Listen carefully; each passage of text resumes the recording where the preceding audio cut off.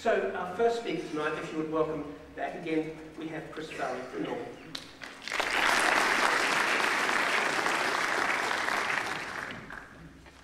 Well, hello everyone. Yes, my name's Chris Fowlie from NORML. Thanks for all coming along. And the debate, or the point tonight, I guess, that we're discussing is alcohol and cannabis, are our laws rational? And I think from our point of view, there's nothing rational at all about cannabis prohibition. And I think anyone who takes the time to sort of study what's going on out there would come to that conclusion. So I'll take you through 2 or 3 things. Firstly, if we compare the health effects, of course, of alcohol and cannabis, we have alcohol, of course, responsible for quite a few deaths among the people who use it. A good sort of 500 deaths a year is the government estimate. Road deaths, different types of diseases, that sort of thing. Cannabis, on the other hand, they struggle to find a death that they can attribute to cannabis. So there's that side of things.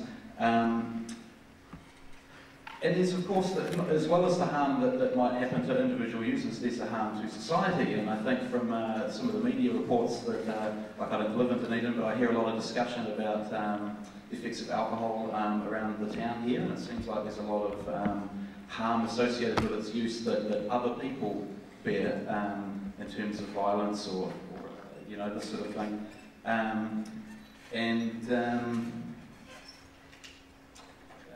Cancer, of course, we have. Marijuana, on the other hand, being quite a well-known anti-cancer properties, where lots of studies that come out, particularly quite recently, finding a lot of anti-cancer properties of cannabis, medicinal applications in terms of it blocking carcinogenic cells from reproducing and this sort of thing. On the other hand, alcohol being toxic to any cell that it comes in contact with.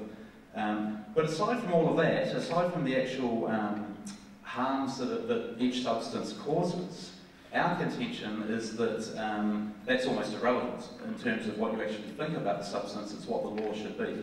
And the evidence is that, well, there is no evidence that prohibiting drugs, so especially cannabis, actually affects its use rate. And I think you can see that very well in New Zealand, where we have over 80% of 21-year-olds have tried cannabis and broken that law, over 50% of the whole country. Around 20% at any one point in time admitting to using cannabis.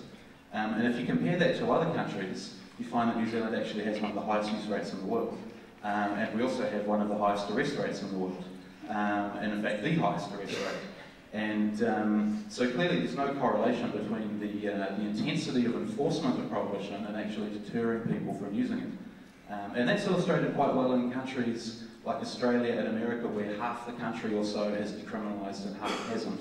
And what they find is that if you look in Australia, comparing countries or states such as the ACT in South Australia and Western Australia with other states that haven't decriminalised, then you find there actually isn't any difference in use rates.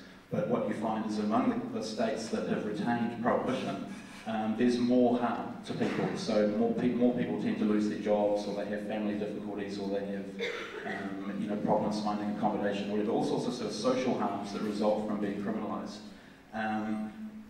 The people in the other states don't suffer, and yet the overall use rate's the same. So you have to ask, well, what is the point in arresting these people? And clearly there is no point other than to express moral concern or moral outrage about cannabis use. But in doing so, in expressing this moral outrage, you know, it's causing all this unnecessary harm.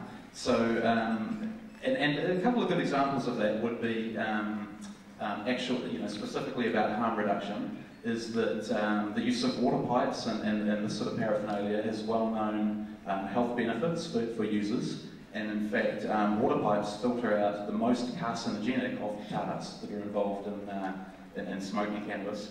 And yet paraphernalia got banned about 10 years ago in New Zealand. Up to that point it was quite legal to sell cannabis paraphernalia, but it got banned. And the Ministry of Health's justification was that having these devices on sale would send some sort of message that it might be okay to smoke cannabis, or you might be able to somehow be healthy and look after yourself. So it's better to ban that and stop people being healthy and looking after themselves than actually be seen to let people do that. So, there's absolutely no rationality to that kind of argument. Another example would be, of course, the ban on medical use, where there's very well known a lot of evidence in favour of supporting, allowing medical use, and yet we have a complete blanket prohibition that excludes that. And although the minister is allowed to approve people, no application has ever been approved. And another example would be the ban on hemp foods. Now, this ban actually came across for a similar reason as the ban on paraphernalia. It was decided that because hemp is so healthy and so good for you, and provides all this protein and amino acids and things, that this would be really terrible to give people the impression that cannabis could possibly be good for you. So rather than let people eat what is perhaps the most healthy food available, it was banned, so that we didn't mistakenly think that cannabis could be good for you. There's some examples of the rationality of our current laws. Now, in terms of where we would want to be going from there, we're not in favour of prohibiting alcohol just because we think it's more harmful than cannabis. But what we are in favour of is a level playing field and putting cannabis under a similar structure, such as an R18 system, licensed dealers, I guess, licensed sellers in cafes. And controlling it through regulation, as opposed to prohibiting it, which just drives it underground and makes it more harmful for everyone.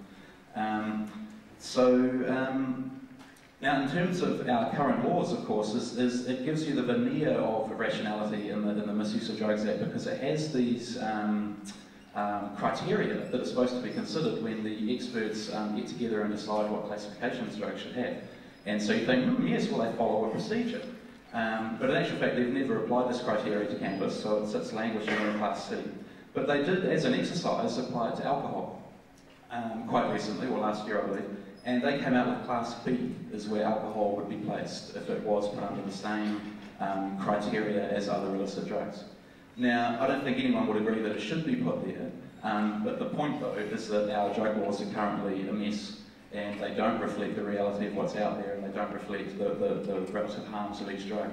But there is some hope, because the Law Commission is doing a review of our drug laws at the moment, or is just starting, and actually want to hear from people to decide, or to give them ideas as to what they should be looking at in this review. And they want it to be a really wide-ranging one. So I would encourage everyone to get involved in that and really ask them to start from the very beginning, which is that why do we even have drug laws in the first place? Why are we trying to control people in terms of telling them what to do, and what is the point of that, and what is the end effect or the outcome of these drug laws?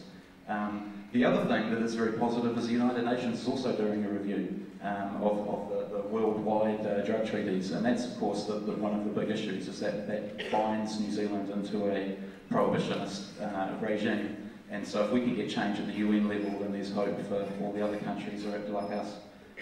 There's a lot of, I'm sure that Ross will be able to tell you more about that, because the Drug Foundation's involved in this review in Vienna. So, well, thank you very much for listening, and I'll look forward to answering any questions if anyone wants to ask me.